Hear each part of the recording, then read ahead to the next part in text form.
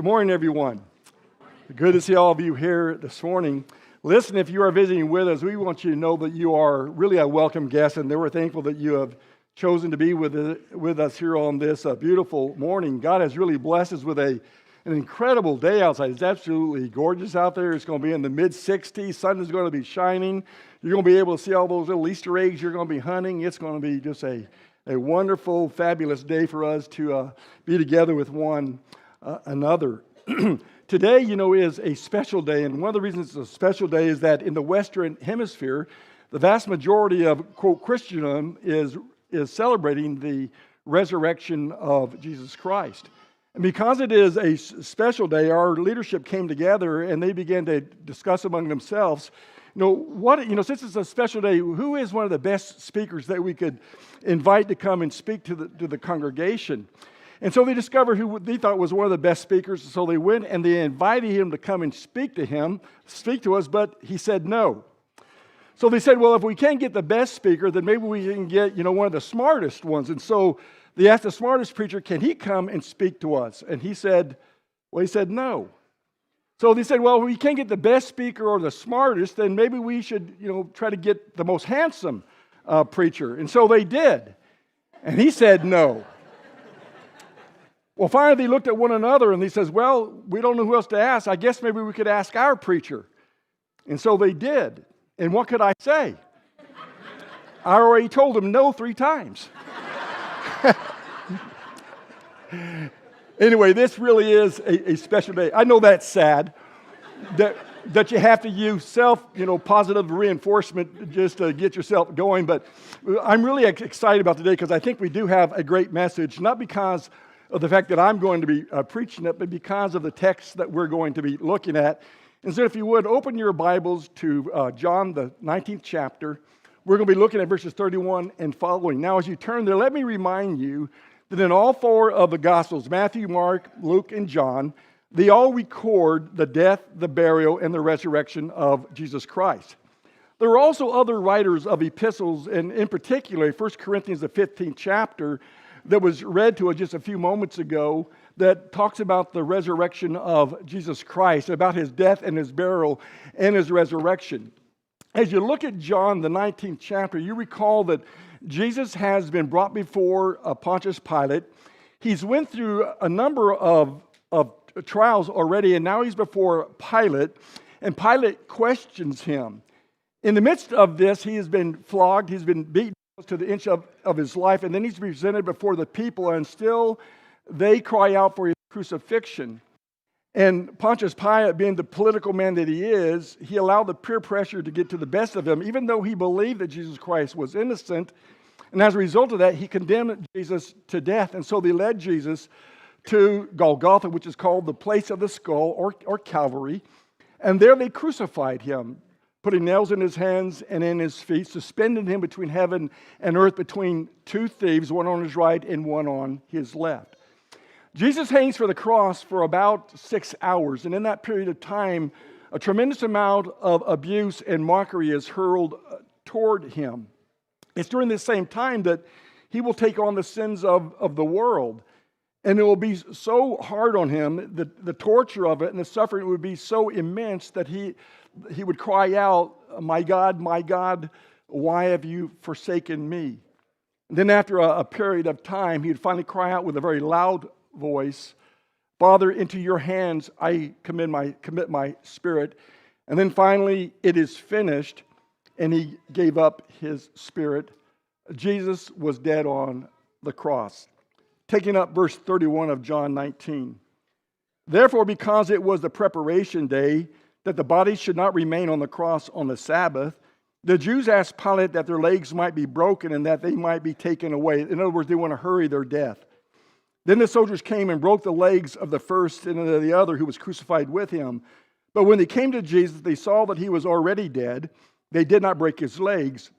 But one of the soldiers pierced his side with a spear, and immediately blood and water came out. And he who has testified, and his testimony is true, and he knows that he is telling the truth so that you might believe." He's talking about himself, John. "For these things were done that the scripture should be fulfilled. Not one of his bones shall be broken. And again, another scripture says, they shall look upon him whom they have pierced.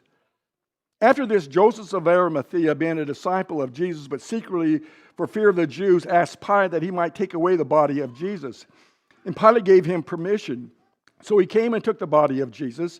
And Nicodemus, who at first came to Jesus by night, also came, bringing a mixture of myrrh and aloes, about 100 pounds.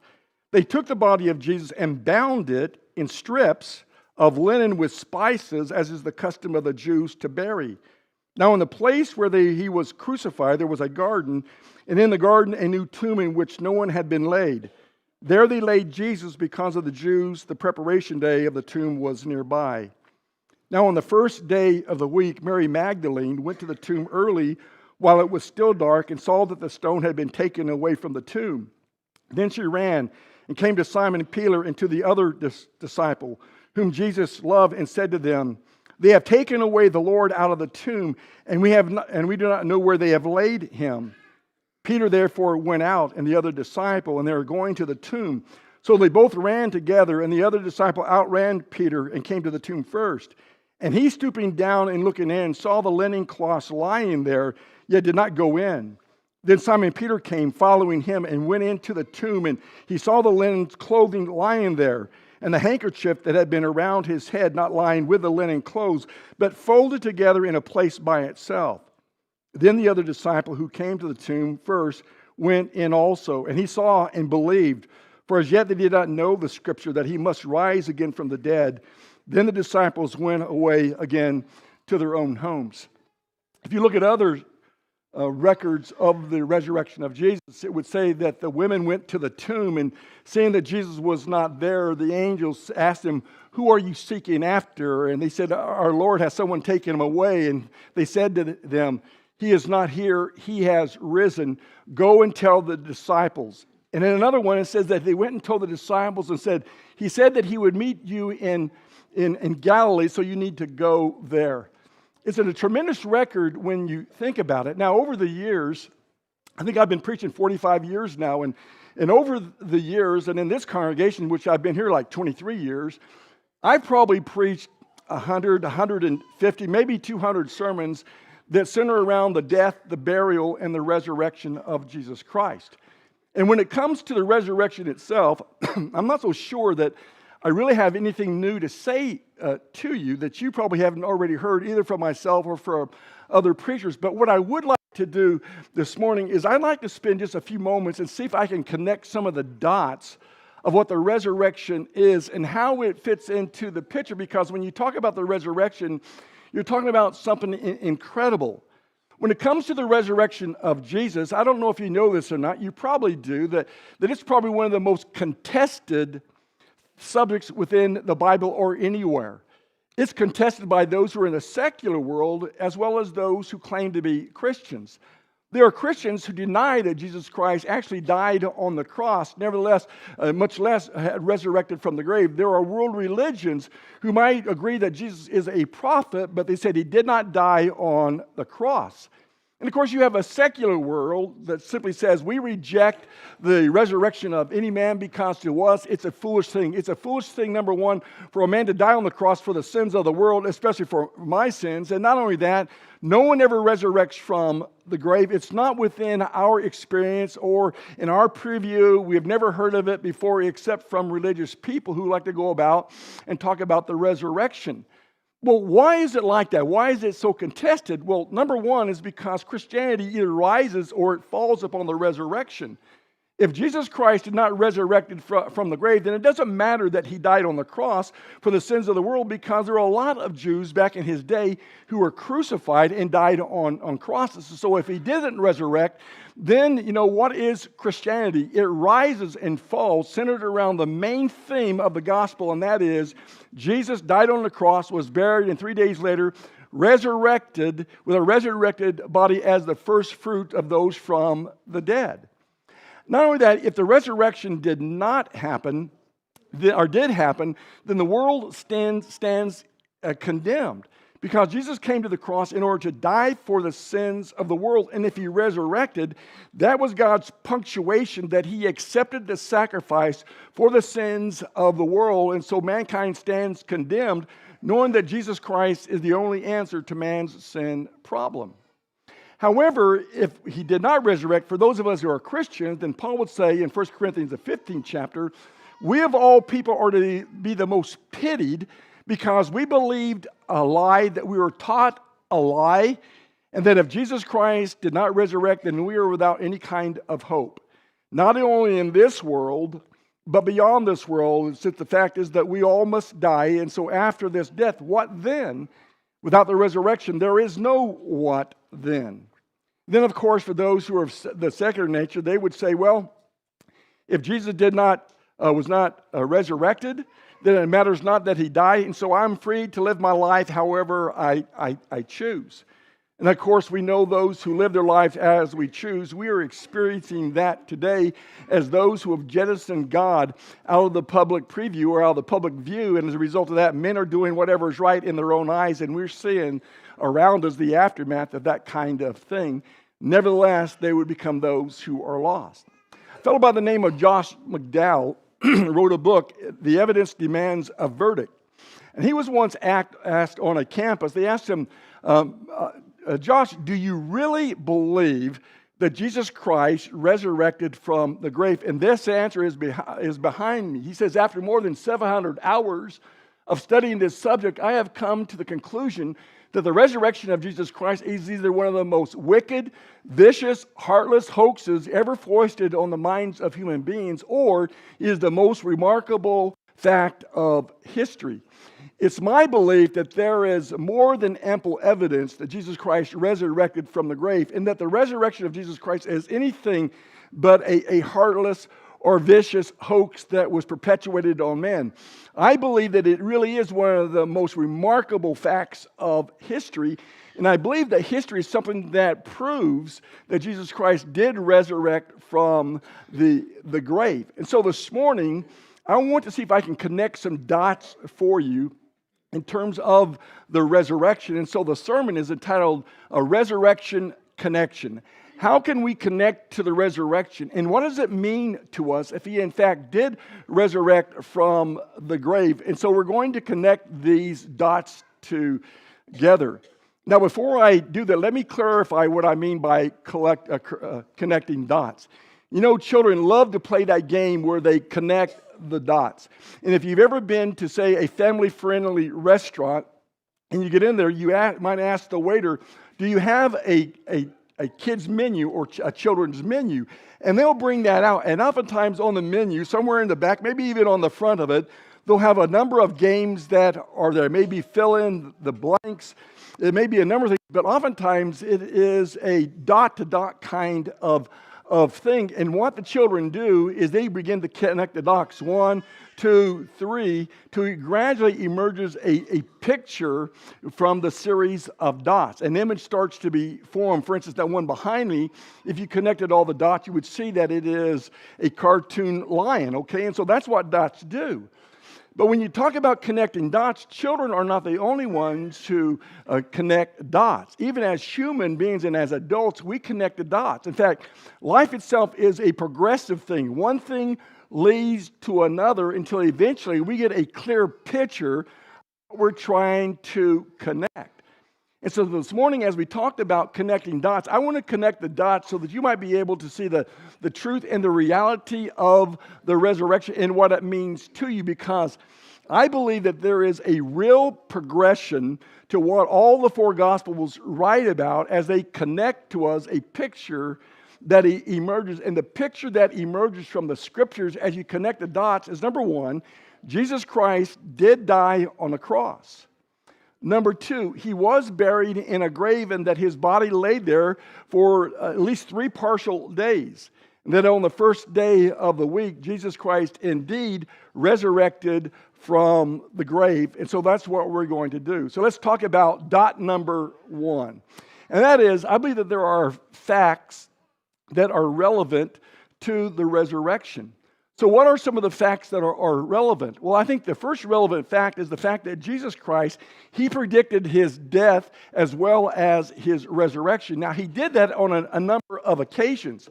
For instance, look at Matthew, the 16th chapter and verse 21. Matthew, the 16th chapter and verse 21. In Matthew, the 16th chapter, Jesus he went up to Caesarea Philippi with his disciples, and he asked them, who do people say the Son of Man is? And eventually, Peter would make the answer, and his answer was, you are the Christ, the Son of the living God. And because of that, Jesus said he would build the church on that confession as well as his kingdom. But then he goes on down, and in verse 21, he says, and from that time, Jesus Christ began to show his disciples that he must go to Jerusalem, suffer many things from the elders and the chief priests and scribes, and be killed and raised on the third day. He said the same thing in chapter 17 and verse 9 and verse 22 and 23. Matthew 20 verses 18 and 19. And of course, the 26th chapter and verse 32. In all those occasions, on 5 different occasions in Matthew alone, not counting Mark and Luke and John, Jesus predicted that he would be handed over to the hands of godless men, that they would crucify him or kill him, and that he would rise on the third day. Now, these guys had a really hard time believing that.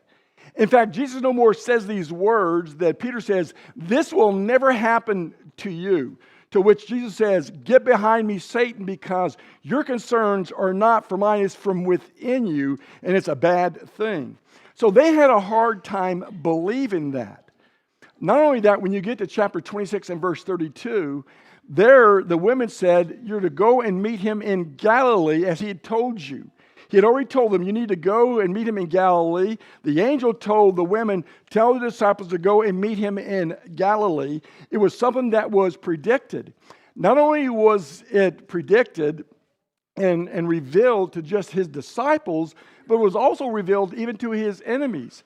He told the scribes and the Pharisees, he said, listen, the Son of Man will die. You can tear down this temple, but in 3 days he will raise it up. Just as Jonah was in the belly of a great fish for 3 days, so shall the Son of Man be in the heart of the earth, but he will rise again. Those guys took note of that. And that's why after Jesus Christ died and was buried in a tomb, they put a guard over it to make sure no one could steal the body and try to make that as an evidence for the resurrection of Jesus Christ. So the first relevant fact about the resurrection is, number one, Jesus predicted numerous times that he would die on a cross and that he would resurrect from the grave, giving us a hope. Here's a second relevant fact. The eyewitness accounts of the resurrection. Now, it was read to you from 1 Corinthians, the 15th chapter, verses 3 through 8, that over 500 people saw Jesus Christ alive. In fact, he says he appeared to Cephas and then to the 12. He appeared to James, the brother of Jesus, and then he appeared to over 500 people, to which Paul said, and many of them are alive today, though some of them are asleep. There are eyewitnesses of this, and then Paul says, I once was hostile to Jesus. I rejected him as being the Messiah, but I had an encounter with him that changed me completely. In fact, Paul's on his way to Damascus to persecute the church when Jesus reveals himself to him on the road there, and that completely changed Paul's mind. So he says, so last of least, I am one that he appeared to me, though I am unworthy to be called an apostle because I once persecuted the church. So when someone says, well, listen, only the eyewitnesses that saw Jesus were those who were his disciples, not true. They're enemies of his that also saw the resurrected Lord, for he was with them for over 40 days alive after the resurrection, showing himself to them. When studying an event in history, it's important to know that whether enough people were participants or eyewitnesses in the event were alive. When the facts about the event were published, in other words, there's over 500 alive. And so if there's any doubt in your mind, historically speaking, did Jesus resurrect from the grave? Did you see him dead? Did he resurrect? Well, they'd say there's lots of witnesses, well over 500 that saw him alive after he had died on the cross. So to know this obviously is helpful in ascertaining the accuracy of a published report. If the number of eyewitnesses is substantial, the event can be regarded as a fairly well-established fact.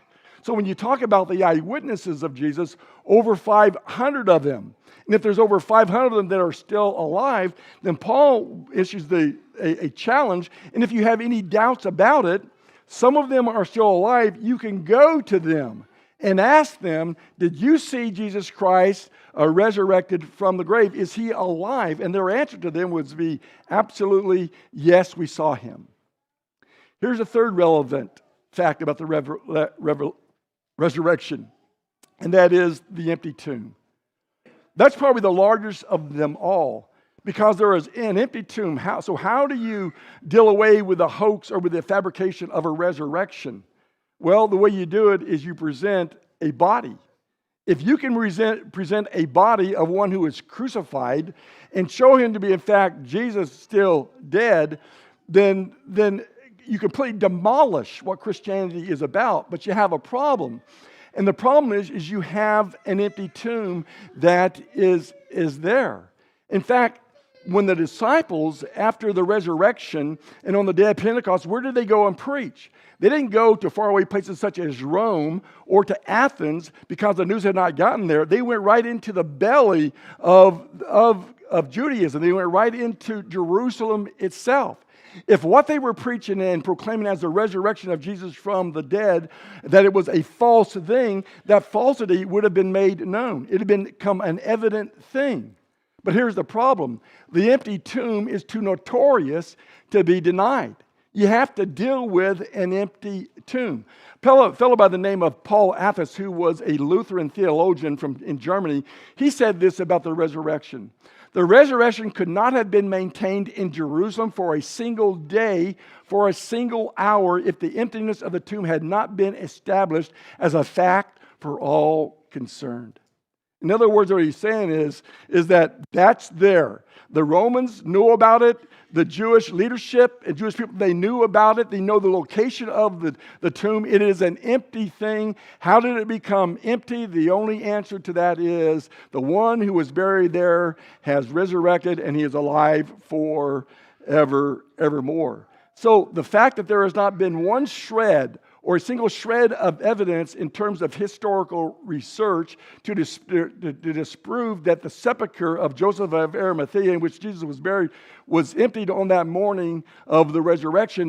Nothing has been presented from anyone. You can deny it, you can reject it, but you have to do so without evidence, because there is an empty tomb. And that's the one thing that sticks in the craw of history, or to those who deny the resurrection, is what about the empty tomb?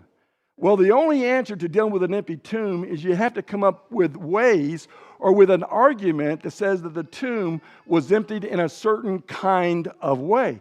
So those who are critics of the resurrection will say that the resurrection was nothing more than a hoax, a fabrication that was perpetuated on mankind. And so they come up with a number of arguments for why the resurrection did not happen. So the question then would be, well, what are some of the arguments over the years that deny the resurrection of Jesus Christ?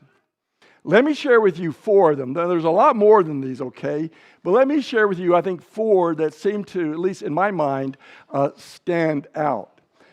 The first one is this, is that the disciples stole the body of Jesus. That's the first one. Now, in Matthew the 28th chapter, verses 11 through 15, the story was circulated by the Jewish leaders. And it says, and from that day on, it became the story or the answer to an empty tomb. So after the resurrection of Jesus, remember it said that the guards around the tomb, they fell down as though they were dead. In other words, what they saw in the resurrection and the angel descending and rolling away the stone, it so frightened them that they weren't able to move. Have you ever been so afraid that you couldn't move? I have, maybe in my dream, but I've been so afraid that I couldn't even wiggle. That's what happened to these guys. Well, in answer to that, they go to the Jewish leadership and they said, listen, here's what's happened. What are we going to do about this? And they said, listen, they got together the chief priests, and then they pulled together the council, and they came back with an answer to the soldiers, and they said to them, listen, here is a load of money. You're to tell people that the disciples stole the body of Jesus. And we will make sure that Pilate won't do anything for you. We will go and we will convince him so that he's going to be pleased with the answer and that you'll be off scot-free. And so here's the story you are to tell people, is that the disciples came and they stole his body. I want you to think about that and think about the character of the disciples at this point. In John the 20th chapter in verse 19, what it says there is that the disciples were all together in an upper room and the doors were closed, for they were in fear of the Jews. What's that telling you? It said that these men ran for their lives. They had come together in this room, locked the doors behind them because they were afraid for their lives. If they had crucified Jesus Christ, what do you think he's going to do to us? So they hide themselves away. Listen, John the Apostle was the only one of the 12 who stayed at the cross during his crucifixion. He's the only one that saw it to the completion of it. Peter, who we know as this great apostle, that night denied Jesus 3 times, and then he went away and he wept bitterly. Not only that, the rest of the disciples, they were all scattered in fear of their life.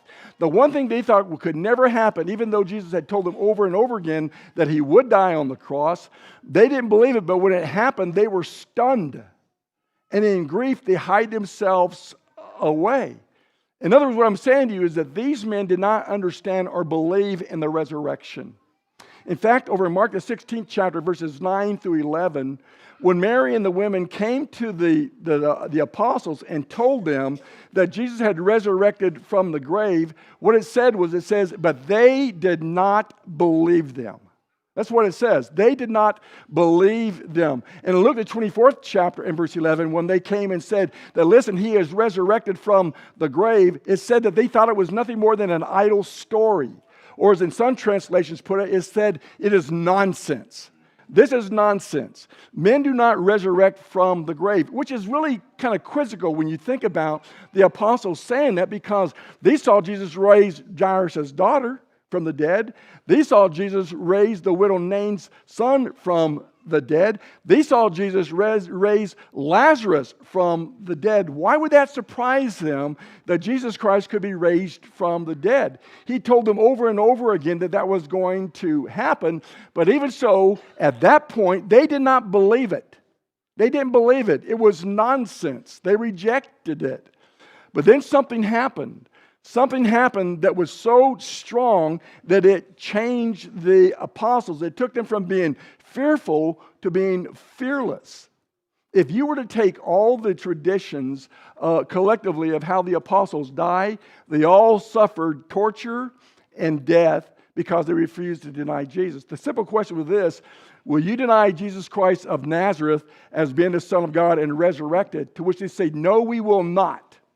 And they all died, save one, which was John the Apostle. The rest died horrendous deaths. Why would anyone die for a lie? You might say, well, listen, I know of people who have died for a cause. Well, I would agree with that. There are people who die for a cause that I might think is the silliest cause in the world. Nevertheless, they died. But no one dies for a lie. No one suffers and is tortured and then killed for a lie.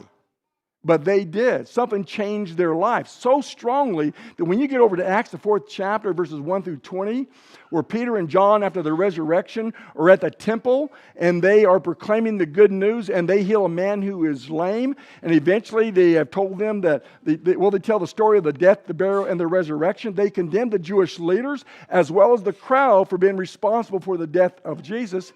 They are incarcerated by the temple guards. They arrest them, they jail them, and then they bring them before the Sanhedrin. The Sanhedrin, the most powerful men in Judaism, over 50 of them, they tell Peter and John not to speak any more in the name of this man, especially about the resurrection. And Peter's answer to them was, whether it's right in the sight of God or of men, you be the judge, for we cannot help but speak of what we have seen and heard. He didn't even, now you have a man that was extremely bold and fearless in the face of the most powerful men who have the ability to take a person's life if they so choose. They're not one whit afraid to take a stand for Jesus on the resurrection itself. Other than that, you'd have to answer questions like, okay, so how did these would-be thieves, how did they get past a Roman guard? The Roman guard are armed to the teeth. These are seasoned military men. They have a responsibility to make sure that this tomb stays sealed and that no one tampers with it, with the idea that if you do so, the result is your death. For a Roman soldier to not stand his duty and do his job was to be executed. Some said execution by being hung upside down on a cross. That's scary stuff. And so these guys are not going to roll over easy to allow a bunch of apostles or disciples just to walk by them and move a stone, which is another problem. How are they going to move a 2-ton stone out of the way? How's it going to happen? The only way it could happen was an angel rolled the thing out of the way. And then there are the grave clothes themselves. If you were stealing a body of Jesus, okay, how will you go inside that tomb? Would you go inside that tomb and take and just ignore the grave clothes that are there? Or would you go and grab that body, throw them over your shoulder, and get out of there? That's what I would do. If I was stealing a body, I wouldn't be messing around. But the disciples walked into the room and they look down and they see the grave clothes of Jesus lying there. And off in another place, they see his face cloth that is neatly folded. Oftentimes, when you look at a picture of a resurrection in an empty tomb, you see grave clothes that looks like a sheet that's kind of crumpled up laying there. But that's not the way the grave clothes were. Did you notice in the reading of John 19 that it says that Nicodemus came along with 100 pounds of myrrh and aloe, a very sticky substance, and it says, and they wrapped the body with strips. They mummified the body, putting 100 pounds of this sticky stuff all over the body of Jesus. So when the disciples came in and they looked and saw the grave clothes, they're not seeing a sheet that's laying over a slab. They're seeing a body that had been entombed or cocooned in strips of clothing. So what they would have seen is maybe the concave or the empty part of a shell that is there.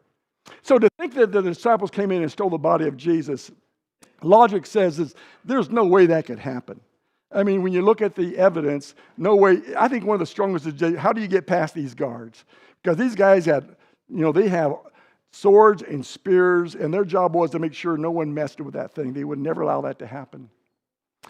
Another argument was, well, the authorities stole the body. They knew that the people said that he would resurrect, so they themselves stole the body. Okay, the question you have to ask is, what would be their motive? Why would they want to do that? The authorities, both the Roman and the Jewish people, the last thing they wanted to do was to give any credibility to the resurrection. They wanted to squash Christianity before it ever started, so they didn't want to lend any kind of credibility to the fact that there was a resurrection. And the reason is because when the disciples started out and saying, listen, Jesus Christ rose from the grave, he is alive again, they would say, no way. No way. Why is that? Because we got the body. And all they'd have to do then is to produce the dead Jesus, and guess what? It was over. But they have a major problem as religious authorities. They could not. Because guess what? They didn't have the body. So if they wanted to squash the resurrection, all they had to do is to present the dead body of Jesus, case over, end of story.